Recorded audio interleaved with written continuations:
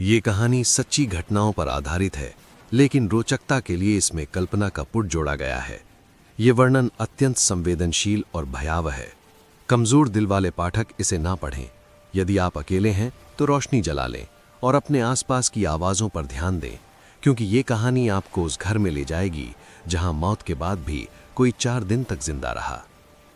हिंटरकाइफेक, वो खेत जहां मौत ने डेरा डाला। बर्फ में छुपा राज। बवेरिया के घने जंगलों के बीच म्यूनिक से लगभग 70 किलोमीटर उत्तर में एक ऐसा खेत था जिसका नाम था हिंटरकाइफेक। आसपास कोई गांव नहीं, कोई बस्ती नहीं, बस ऊंचे ऊंचे देवदार के पेड़, कोहरे में डूबी पहाड़ियां और बीच में एक अकेला फार्म हाउस। ये जगह इतनी सुनसान थी कि यहां तक पहुंचने के लिए घंटों पैदल चलना पड़ता था। सर्दियों में तो ये और भी कट जाता था। बर्फ की मोटी चादर इसे बाकी दुनिया से अलग कर देती थी। इस खेत के मालिक थे एंड्रियस ग्रूबर, 63 साल के एक जिद्दी और अक्खड़ किसान। उनकी पत्नी सिजीलिया 72 साल की थीं, उम्र से पहले ही बूढ़ी हो चुकी थीं। साथ रहती थी उनकी बेटी विक्टोरिया गैब्रियल, 35 साल की एक विधवा, और उसके 2 बच्चे, 7 साल की सिजीलिया और 2 साल का जोसेफ। परिवार में एक नौकरानी भी थी, लेकिन वो अक्सर बदलती रहती थी। यहाँ का सन्नाटा और अकेलापन किसी को भी पागल कर सकता था। लेकिन इस परिवार पर एक और काला धब्बा था, एक ऐसा रहस्य जिसे गांव वाले फुसफुसाकर बताते थे। 1915 में एंड्रियस और उसकी बेटी विक्टोरिया पर अनाचार का मुकदमा चला था। उन्हें दोषी ठहराया गया था। ये भी अफवाह थी कि छोटा जोसेफ विक्टोरिया और उसके अपने पिता का बेटा था। ये शर्मनाक राज गांव में चर्चा का विषय था, लेकिन कोई इसके बारे में खुलकर बात नहीं करता था। बस लोग इस परिवार को अजीब नजरों से देखते थे। 1922 का फरवरी महीना था। बर्फ भारी पड़ी थी।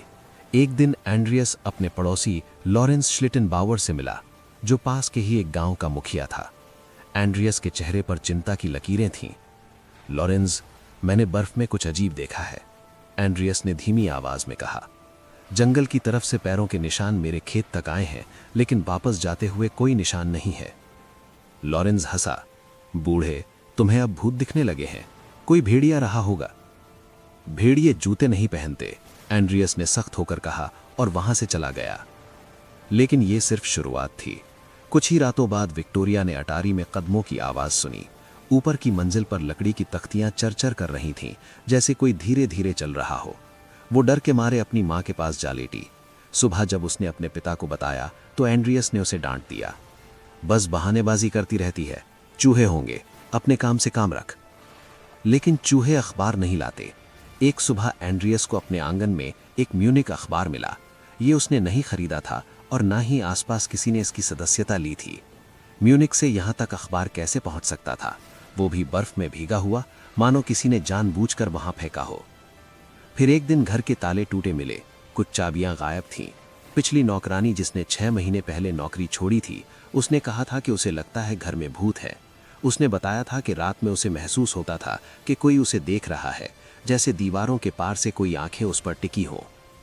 इन सब के बावजूद एंड्रियस ने पुलिस को बुलाने से इनकार कर दिया। वो अपनी जिद पर अड़ा था। मैं किसी से नहीं डरता, ये मेरा घर है, मेरी जमीन है, कोई मेरा कुछ नहीं बिगाड़ सकता। लेकिन उसकी आंखों में छिपा डर विक्टोरिया देख सकती थी। वो रात में अब अकेले सोने से डरती थी। 7 साल की छोटी सी जिलिया ने अपनी माँ से कहा था, माँ, अटारी में कोई चाचा रहता है, वो रात में रोता है। विक्टोरिया ने बच्ची को चुप कराया, लेकिन उसकी रूह कांप गई। उस रात उसने तय किया कि वो लॉरेंस से बात करेगी, शायद वो पिता को समझा सके। मौत की दस्तक। 31 मार्च 1922।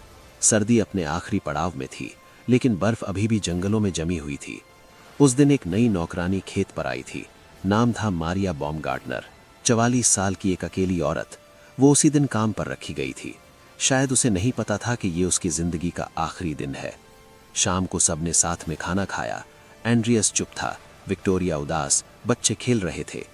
मारिया ने माहौल को भारी पाया, लेकिन सोचा कि शायद यहाँ का रिवाज है। रात को सब सोने चले गए।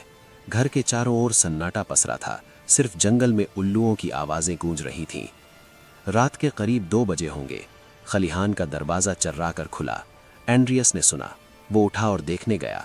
हो सकता है उसने सोचा कोई जानवर घुस आया है, लेकिन जैसे ही वो खलिहान के अंदर गया, एक भारी धारदार हथियार शायद कुदाल या गैंती उसके सिर पर पड़ा। एक ही वार में उसकी खोपड़ी चकनाचूर हो गई। वो वहीं गिर पड़ा। अगली विक्टोरिया थी। उसने अपने पिता को जाते देखा था और जब वो वापस नहीं आए तो वो भी खलिहान की तरफ गई। उसी हथियार ने उसका भी काम तमाम कर दिया। फिर बूढ़ी सिजीलिया दरवाजे पर आई ही थी कि उसे भी वहीं ढेर कर दिया गया। 3 लाशें खलिहान के फर्श पर पड़ी थीं। खून बर्फ में रिस रहा था, लेकिन हत्यारा रुका नहीं। अब वो घर की तरफ बढ़ा। अंदर 7 साल की सिजीलिया शायद जाग गई थी। उसने आवाज सुनी और खलिहान की तरफ देखने आई। हत्यारे ने उसे देखा। छोटी बच्ची पर वार किया गया, लेकिन वो तुरंत नहीं मरी। वो घंटों तक जिंदा रही, दर्द से कराहती रही, अपने बाल नोचती रही। उसके नाखूनों में उसके अपने बाल फंसे हुए थे जब बाद में लाश मिली। हत्यारा अब उस कमरे में गया जहां 2 साल का जोसेफ पालने में सो रहा था। एक ही बार मासूम की जान ले ली गई। आखिर में नौकरानी मारिया थी। वो शायद उठी होगी, चिल्लाई होगी, लेकिन अंधेरे में कोई उसकी मदद के लिए नहीं आया। उसे भी उसी कुदाल से मार दिया गया। 6 लाशें, खून से लथपथ फर्श, टूटा हुआ दरवाजा, और हत्यारा अब अकेला था उस घर में उन मृत शरीरों के बीच। 4 दिन का सन्नाटा। अगली सुबह 1 अप्रैल, घर की चिमनी से धुआं उठ रहा था। जानवर भूखे थे, इसलिए हत्यारे ने उन्हें चारा डाला, गायों का दूध निकाला, मुर्गियों को दाना डाला। फिर वो रसोई में गया, चूल्हा जलाया और खाना बनाया। उसने खाया, बर्तन धोए और फिर बगीचे में काम करने चला गया। शायद वो कोई भटका हुआ आदमी था या फिर कोई ऐसा जो इस परिवार को अच्छी तरह जानता था। उस दिन दोपहर में एक पड़ोसी जेकब खेत पर आया। उसने देखा कि घर से धुआं निकल रहा है और आंगन साफ है। उसे लगा कि सब ठीक है, शायद एंड्रियस ने काम शुरू कर दिया है। वो बिना अंदर गए वापस चला गया। 2 अप्रैल, एक दूध वाला आया। उसने दरवाज़ा खटखटाया, लेकिन कोई नहीं खुला। उसने सोचा कि शायद सब खलिहान में है। वो दूध बाहर रखकर चला गया। बाद में वो दूध गायब हो गया। हत्यारे ने ले लिया होगा। 3 अप्रैल, एक बढ़ई काम पर आया था। उसने भी दरवाज़ा खटखटाया, कोई जवाब नहीं मिला। उसने खिड़की से झांका तो रसोई में बर्तन पड़े थे, लेकिन कोई हलचल नहीं थी। वो चला गया। उन 4 दिनों में हत्यारा उन 6 लाशों के साथ रहा। खलिहान में 3 शव पड़े थे, ठंड में जमे हुए। घर के अंदर एक कमरे में बच्चे और नौकरानी की लाशें थीं, और वो आदमी उनके बीच रहा, खाना बनाता रहा, सोता रहा, जानवरों की देखभाल करता रहा। क्या उसे कोई पछतावा था? क्या वो पागल था, या फिर वो किसी चीज का इंतजार कर रहा था? 4 अप्रैल, मंगलवार, 7 साल की सिजीलिया स्कूल नहीं पहुंची। चर्च में भी कोई नहीं आया। पड़ोसी लॉरेंस श्लिटनबाउअर को यह अजीब लगा। वो अपने 2 साथियों को लेकर हिंटर का इफेक्ट की तरफ चल पड़ा। जब वे खेत के पास पहुंचे तो सब शांत था। घर के दरवाजे बंद थे।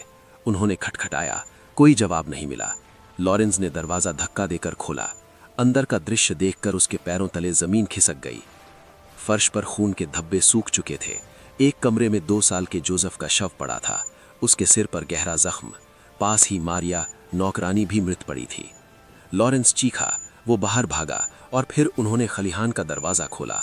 वहां एंड्रियस, सिजीलिया और विक्टोरिया की लाशें एक दूसरे के पास गिरी हुई थीं, और उनके बीच छोटी सिजीलिया, जो शायद सबसे बाद में मरी थी। उसके हाथों में उसके अपने बाल फंसे हुए थे जो उसने पीड़ा में नोच लिए थे। लॉरेंस और उसके साथी पूरी तरह से स्तब्ध थे, लेकिन इससे पहले कि पुलिस बुलाई जाती, दर्जनों ग्रामीण वहां जमा हो गए। सबूतों को रौंद दिया गया, निशान मिट गए। जब पुलिस पहुंची तो घटनास्थल पूरी तरह दूषित हो चुका था। वो आदमी कौन था? जांच शुरू हुई।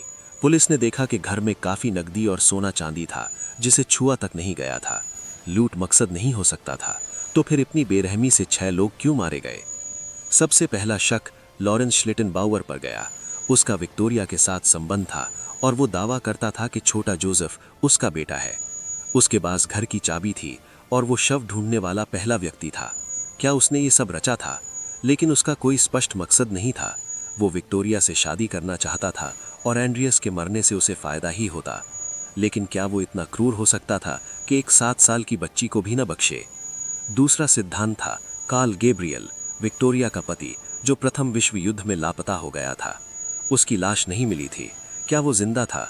क्या वो वापस आया और उसे पता चला कि उसकी पत्नी उसके पिता के साथ रह रही है? क्या उसने बदला लिया? लेकिन अगर वो जिंदा होता तो इतने सालों तक कहाँ छिपा रहता? फिर वो अनाचार का मामला। क्या कोई रिश्तेदार या गांव वाला इस अपमान का बदला लेना चाहता था? क्या परिवार को किसी ने शुद्ध करने के लिए मारा? पुलिस ने कई संदिग्धों से पूछताछ की। एक भटकता हुआ अपराधी, एक सीरियल किलर पॉल म्यूलर, यहां तक कि दक्षिणपंथी उग्रवादी गंप बंधु भी शक के घेरे में आए, लेकिन कोई सबूत नहीं मिला। सालों बीत गए, जांच ठंडी पड़ गई। 1923 में माध्यमों, साइकिक्स की मदद ली गई। उनके पास पीड़ितों के कटे हुए सिर भेजे गए ताकि वो आत्माओं से बात कर सकें, लेकिन इससे भी कुछ हाथ नहीं लगा। द्वितीय विश्व युद्ध के दौरान ऑक्सबर्ग में रखी ये खोपड़ियां और केस की फाइलें बमबारी में नष्ट हो गईं, मानो कोई उन सबूतों को भी मिटाना चाहता था। 1955 में आधिकारिक तौर पर मामला बंद कर दिया गया। हत्या के 1 साल बाद ही हिंटरकाइफेक फार्म को ढहा दिया गया था। आज वहां सिर्फ एक छोटा सा स्मारक है जो उन 6 लोगों की याद दिलाता है जिनकी मौत आज भी एक रहस्य है।